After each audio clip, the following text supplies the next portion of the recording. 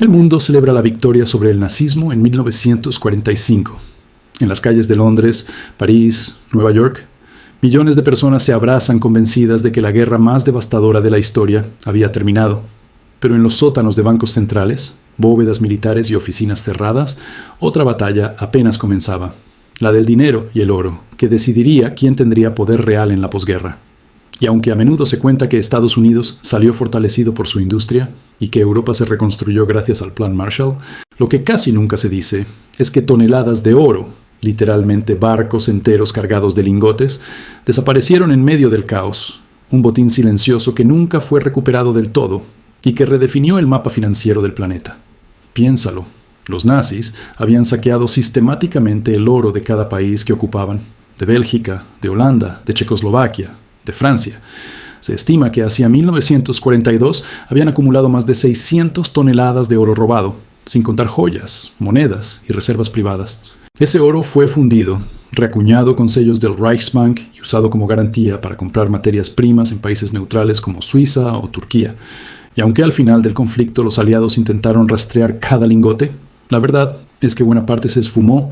Se hablaba de trenes fantasma cargados de oro escondidos en túneles en Polonia, de cargamentos hundidos en lagos alpinos, de lingotes vendidos en el mercado negro a través de bancos suizos. El oro se convirtió en el fantasma de la posguerra, el recurso que todos sabían que existía, pero que nadie podía localizar del todo. Pero el misterio no acababa en el oro nazi. La Segunda Guerra Mundial había desquiciado la economía mundial. Las reservas de oro eran la base del sistema monetario internacional, y tras el conflicto, la pregunta era obvia: ¿quién controlaba ahora ese oro? Estados Unidos había enviado armas, alimentos y combustible a medio planeta. A cambio, recibió pagos en oro. Entre 1939 y 1945, las reservas de oro en Fort Knox y otros depósitos estadounidenses crecieron como nunca antes en la historia. Para 1949, más del 70% del oro monetario mundial estaba en manos de Washington. Eso significaba que el dólar podía presentarse como la moneda de referencia global, respaldada por oro tangible, mientras Europa estaba arruinada. La reunión de Bretton Woods en 1944 formalizó este nuevo orden. El dólar se convertía en la moneda de reserva, convertible en oro a $35 la onza.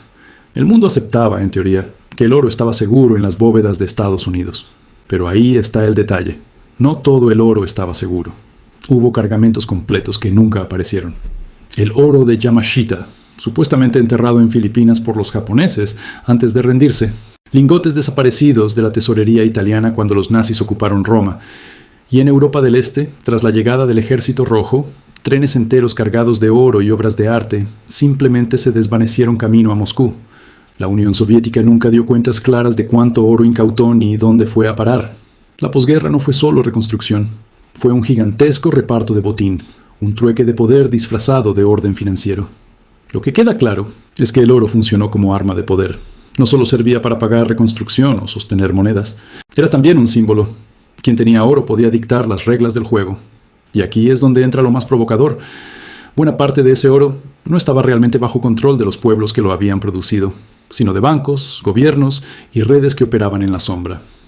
Así nacía la economía de la posguerra, un mundo donde la independencia económica de los países era en gran medida una ilusión, porque la verdadera base del sistema, el oro, había sido acaparada y, en muchos casos, desaparecida sin dejar rastro. La pregunta que pocos se hacen es: ¿de dónde vino realmente la fuerza del dólar en los años 50 y 60? No fue solo de su industria. Fue porque Estados Unidos poseía la gran mayoría del oro que el resto del planeta había perdido. Y mientras Europa y Asia dependían de dólares y préstamos para reconstruirse, Washington imponía un sistema donde la confianza en su moneda se volvía obligatoria. Ese oro desaparecido no era solo un misterio histórico, era el cimiento de un nuevo orden mundial. Y para millones de personas comunes significó algo muy claro. Su libertad financiera quedaba condicionada a las decisiones de unos pocos en despachos cerrados, muy lejos de sus bolsillos. El oro desaparecido después de la guerra se convirtió en un tema tabú. Oficialmente, los aliados crearon en 1946 la llamada Comisión Tripartita de Oro, con sede en Bruselas, cuyo objetivo era rastrear las reservas saqueadas por los nazis y devolverlas a los países legítimos. Sobre el papel, parecía un acto de justicia. Más de 35 naciones presentaron reclamaciones, desde Grecia hasta Yugoslavia, pasando por pequeños estados como Luxemburgo que habían perdido cada lingote que poseían. Sin embargo, la realidad fue mucho más oscura.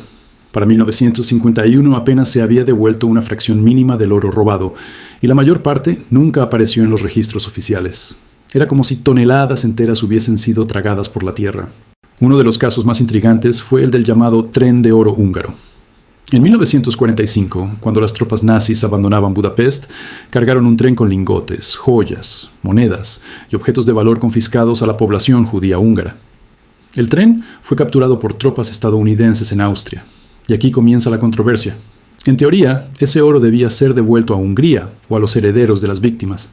En la práctica, gran parte terminó disperso en manos de oficiales estadounidenses, subastado en Europa o absorbido en las reservas generales de Estados Unidos. Décadas más tarde, juicios en tribunales norteamericanos revelaron que lo que pasó con ese oro nunca fue documentado del todo. Un ejemplo brutal de cómo incluso los supuestos liberadores también participaron en el saqueo. Lo mismo ocurrió con las reservas italianas. En 1943, antes de rendirse, el régimen de Mussolini transfirió parte de su oro a Alemania.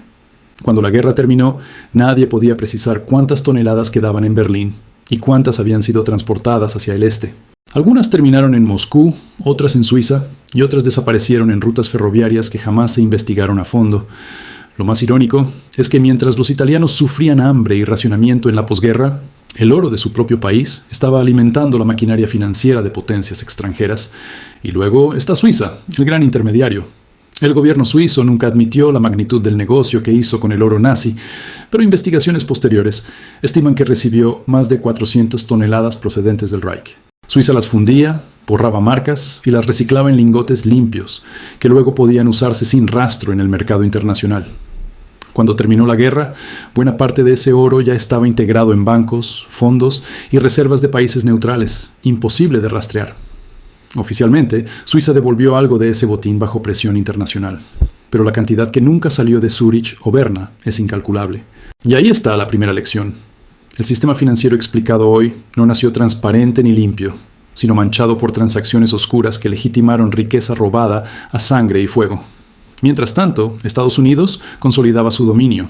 El Plan Marshall, celebrado como un acto de generosidad, fue también un mecanismo de control financiero. Washington prestaba dólares a Europa para reconstruirse, pero esos dólares estaban respaldados por el oro que Estados Unidos guardaba en sus bóvedas. Europa entera quedó en una relación de dependencia. Para poder importar materias primas, reconstruir industrias o estabilizar monedas, necesitaban dólares. Y los dólares solo podían obtenerse aceptando las reglas del juego dictadas desde Washington. El poder no era solo militar o político. Era un poder monetario que condicionaba la independencia económica de naciones enteras. El contraste con la Unión Soviética es revelador. El Ejército Rojo incautó toneladas de oro y obras de arte al ocupar Alemania Oriental, Hungría y Checoslovaquia. Pero, a diferencia de Estados Unidos, Moscú no construyó un sistema monetario global a partir de ese botín. Lo usó para financiar su propia reconstrucción, para pagar maquinaria, para sostener su imperio interno. El resultado fue un mundo dividido. De un lado, el bloque occidental con el dólar, respaldado por oro como pilar. Del otro, un bloque soviético cerrado, sin convertibilidad real. Y en medio, un montón de lingotes sin registro que se movían en las sombras de bancos suizos, traficantes y gobiernos corruptos. Lo fascinante es cómo todo esto repercute en finanzas personales incluso hoy. Porque cuando escuchamos hablar de libertad financiera o planificación patrimonial, solemos pensar en presupuestos familiares, en ahorrar para la jubilación o en estrategias de inversión consciente. Pero la verdad incómoda es que la base del sistema en el que esas finanzas se mueven ya estaba contaminada desde 1945. El oro que respaldaba monedas, el oro que aseguraba depósitos, el oro que hacía posible hablar de deuda cero. No siempre era oro limpio. Era oro saqueado, desaparecido, escondido en bóvedas privadas, y esa herencia tóxica aún pesa. La ironía es brutal.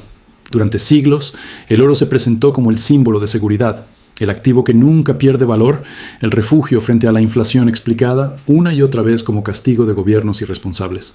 Pero en la posguerra, lo que realmente vimos fue que el oro no garantizaba justicia, ni transparencia, ni mucho menos igualdad.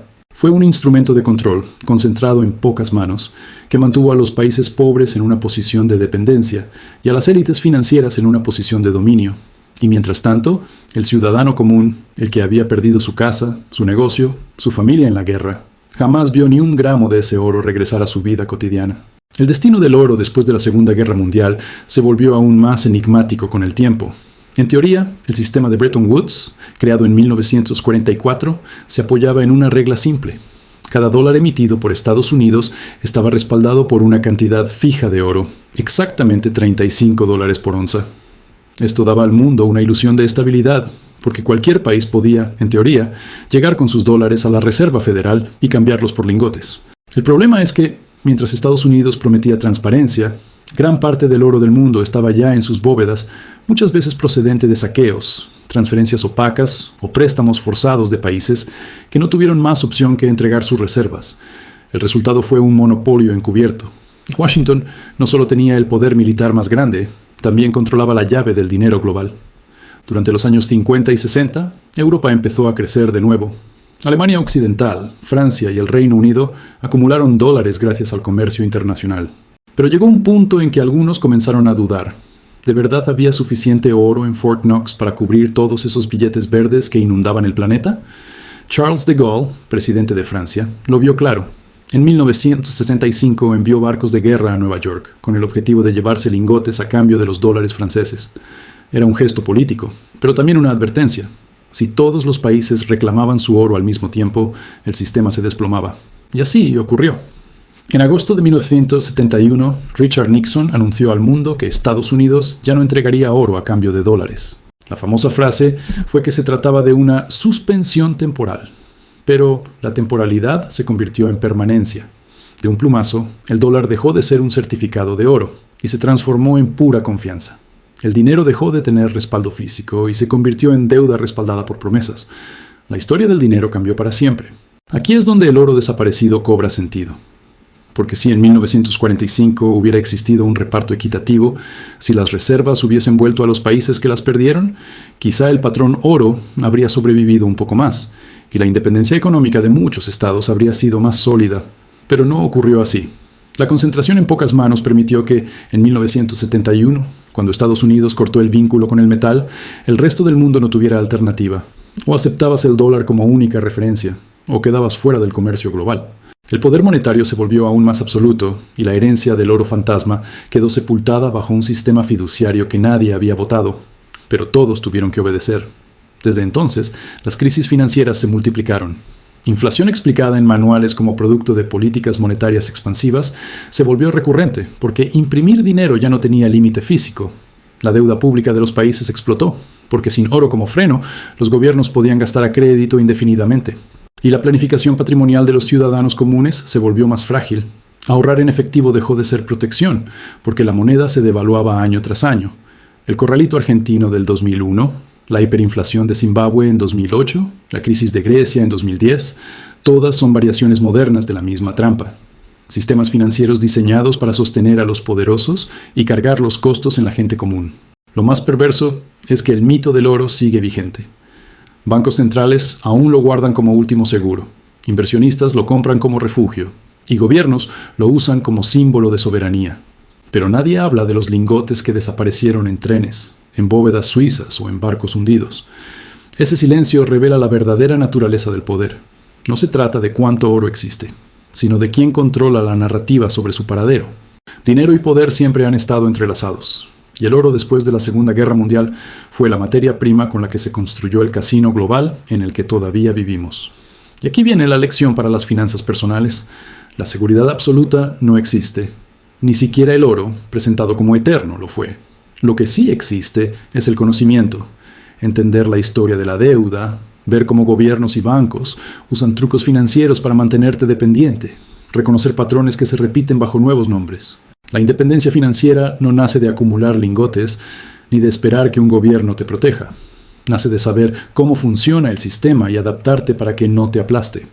La historia no se repite de forma idéntica, pero sus ecos son claros. El oro que desapareció tras la Segunda Guerra Mundial no volvió jamás.